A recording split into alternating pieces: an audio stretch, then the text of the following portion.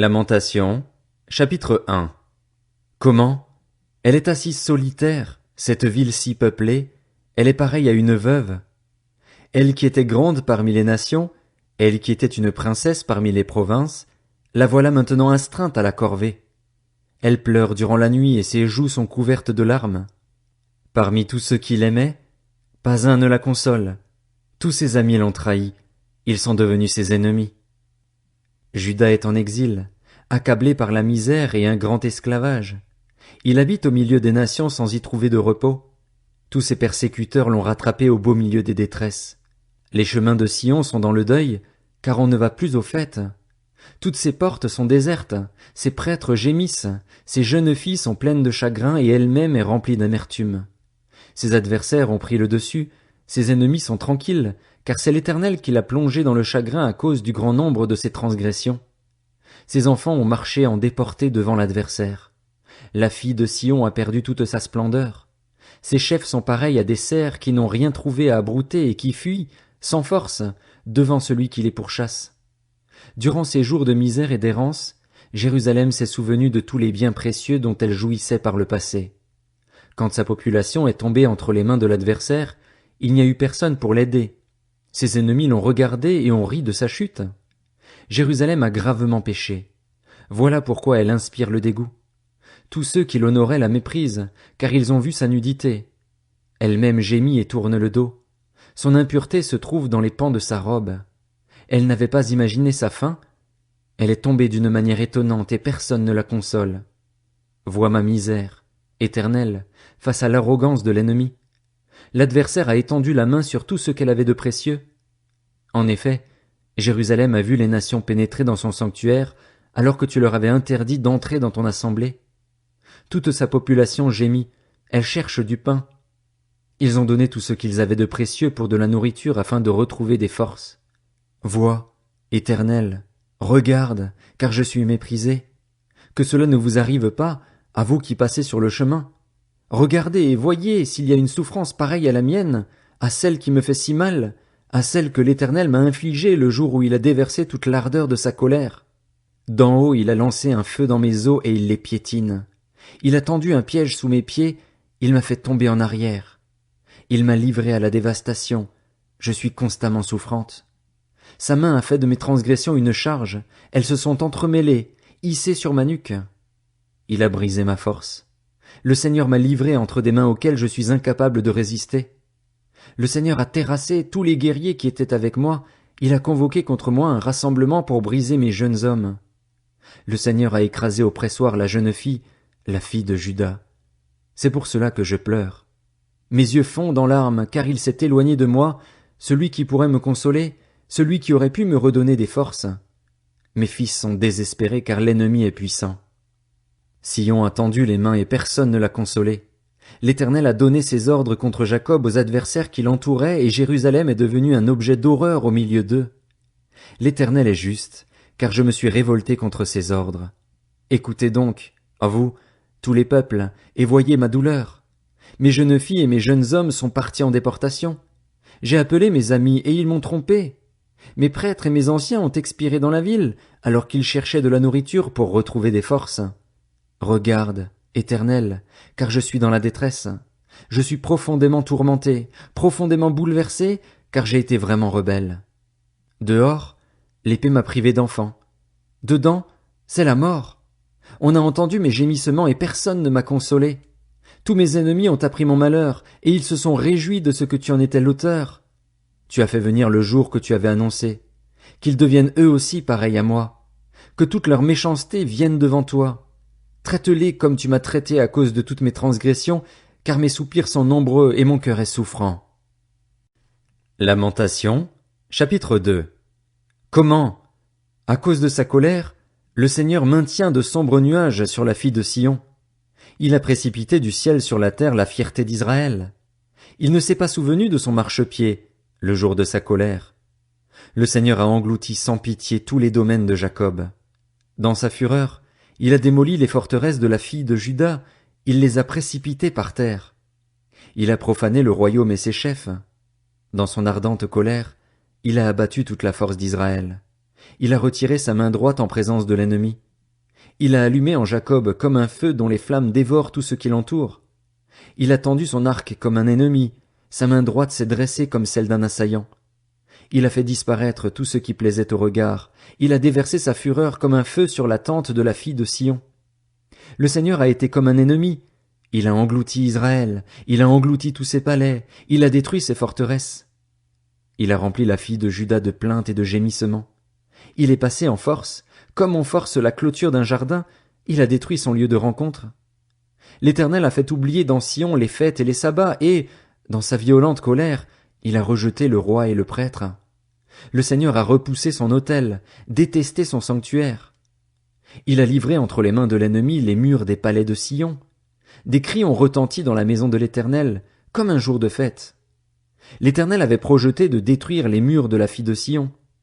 Il a étendu le ruban à mesurer, il n'a pas retiré sa main pour l'empêcher de tout engloutir.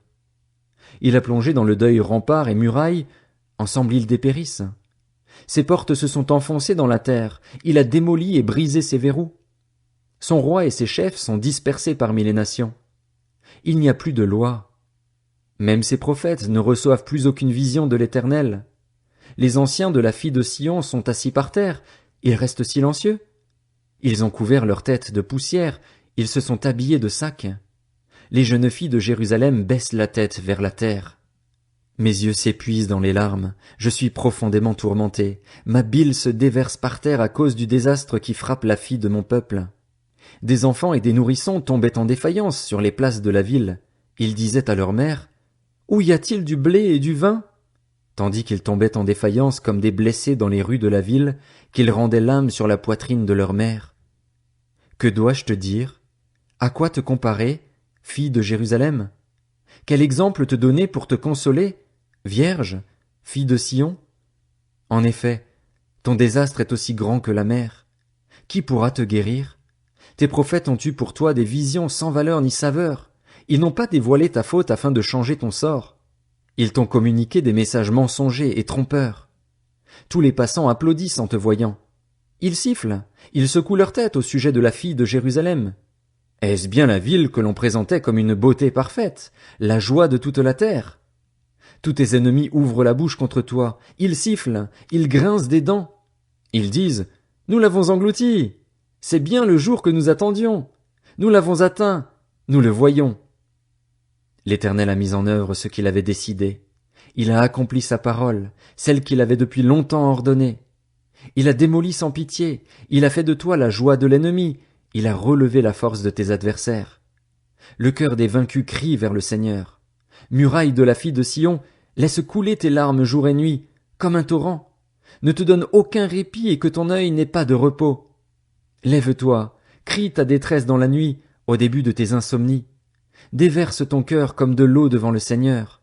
Lève tes mains vers lui pour la vie de tes enfants qui meurent de faim à tous les coins de rue. Vois, Éternel, regarde qui tu as traité de cette manière. Fallait-il que des femmes dévorent ceux qu'elles ont mis au monde, les petits enfants dont elles ont pris soin avec tendresse? Fallait-il que prêtres et prophètes soient massacrés dans le sanctuaire du Seigneur? Les enfants et les vieillards sont couchés par terre dans les rues, mes jeunes filles et mes jeunes hommes sont tombés sous les coups d'épée. Tu les as tués, le jour de ta colère, tu les as massacrés sans pitié. Tu convoques comme pour un jour de fête ceux qui me terrorisent de tous côtés. Le jour de la colère de l'Éternel, il n'y a eu ni rescapé ni survivant. Ceux dont j'avais pris soin avec tendresse et que j'avais élevés, mon ennemi les a exterminés. Lamentation, chapitre 3. Je suis l'homme qui a vu la misère sous le bâton de sa fureur. Il m'a poussé, il m'a fait avancer dans les ténèbres, et non dans la lumière. Sans cesse il tourne et retourne sa main contre moi. Il a fait dépérir ma chair et ma peau, il a brisé mes os. Il a érigé des constructions contre moi, il m'a environné de poison et de douleur. Il me fait habiter dans les ténèbres, comme ceux qui sont morts depuis longtemps. Il m'a emmuré pour que je ne puisse pas sortir, il a alourdi mes chaînes. J'ai beau crier et implorer du secours, il tient ma prière enfermée. Il a barré mon chemin avec des pierres de taille, il a dévié mes sentiers. Il a été pour moi un ours en embuscade, un lion dans un endroit caché. Il a détourné mes voies, il m'a mis en pièces, il a fait de moi un homme dévasté. Il a tendu son arc et m'a dressé comme cible pour ses flèches. Il a fait pénétrer dans les profondeurs de mon être les flèches de son carquois. Je suis pour tout mon peuple un objet de moquerie.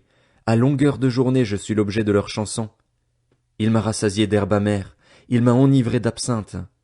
Il a cassé mes dents avec des cailloux. Il m'a piétiné dans la cendre. Tu m'as enlevé la paix. J'ai oublié ce qu'est le bonheur. Alors j'ai dit, je n'ai plus d'avenir. Je n'ai plus d'espérance en l'Éternel. Souviens-toi de ma détresse et de ma misère, de l'absinthe et du poison. Moi, je m'en souviens bien et je sombre. Voici ce que je veux méditer pour garder espoir. Les bontés de l'Éternel ne sont pas épuisées, ses compassions ne prennent pas fin, elles se renouvellent chaque matin. Que ta fidélité est grande. Je le déclare, l'Éternel est mon bien, c'est pourquoi je veux m'attendre à lui. L'Éternel a de la bonté pour celui qui compte sur lui, pour celui qui le recherche. Il est bon d'attendre en silence le secours de l'Éternel. Il est bon, pour l'homme, de devoir se plier à des contraintes dans sa jeunesse. Qu'il se tienne solitaire et silencieux lorsque l'Éternel le lui impose. Qu'il mette sa bouche dans la poussière, il y a peut-être de l'espoir. Qu'il présente la joue à celui qui le frappe, qu'il soit rassasié d'insultes. En effet, le Seigneur ne rejette pas pour toujours, mais quand il cause du chagrin, il fait preuve de compassion, tant sa bonté est grande. De fait, ce n'est pas de bon cœur qu'il humilie, qu'il cause du chagrin aux hommes. Quand on écrase et piétine tous les prisonniers d'un pays, quand on viole le droit d'un homme devant le Très-Haut, quand on fait du tort à un être humain alors qu'il défend sa cause, le Seigneur ne le voit-il pas? Qui n'a qu'à parler pour qu'une chose se produise, si le Seigneur ne l'a pas ordonné? N'est-ce pas de la bouche du Très-Haut que sortent les malheurs et le bonheur? Pourquoi l'être humain resté en vie se plaindrait-il? Que chacun se plaigne de ses propres péchés.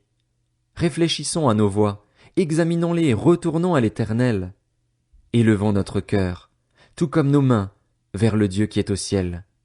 Nous avons commis des transgressions, nous nous sommes révoltés, et toi, tu n'as pas pardonné. Tu t'es enveloppé de colère et tu nous as poursuivis, tu as tué sans pitié. Tu t'es enveloppé d'un nuage pour empêcher la prière de parvenir jusqu'à toi. Tu as fait de nous un objet de mépris et de rejet au milieu des peuples. Tous nos ennemis ouvrent la bouche contre nous. Nous avons connu la terreur et le trou, la dévastation et la ruine. Des torrents d'eau coulent de mes yeux à cause du désastre qui frappe la fille de mon peuple. Mon œil fond en larmes, sans repos, sans répit, jusqu'à ce que l'Éternel regarde et voie du haut du ciel. Mon œil me fait souffrir, à cause du malheur qui s'est abattu sur toutes les filles de ma ville. Ils m'ont pourchassé avec persévérance comme si j'étais un oiseau, ceux qui sont mes ennemis sans raison. Ils ont voulu mettre fin à ma vie en me jetant dans un puits et m'ont lancé des pierres. L'eau a submergé ma tête. Je me disais, je suis perdu. J'ai fait appel à ton nom, Éternel, au plus profond du puits. Tu as entendu ma voix. Ne bouche pas tes oreilles à ma demande de délivrance, à mon appel au secours. Le jour où j'ai fait appel à toi, tu t'es approché. Tu as dit, n'aie pas peur. Seigneur, tu as défendu ma cause. Tu as racheté ma vie. Éternel, tu as vu le tort qu'on m'a fait. Rends-moi justice. Tu as vu leur soif de vengeance, tout leur complot contre moi. Éternel, tu as entendu leurs insultes, tout leur complot contre moi, les discours de mes adversaires et les propos qu'ils tenaient à longueur de journée contre moi. Regarde, qu'ils restent assis ou se lèvent, ils se moquent de moi dans leurs chansons. Tu leur rendras ce qu'ils méritent, Éternel, conformément à leur manière d'agir. Tu les rendras obstinés, ta malédiction reposera contre eux. Dans ta colère tu les pourchasseras et tu les extermineras de dessous le ciel, Éternel.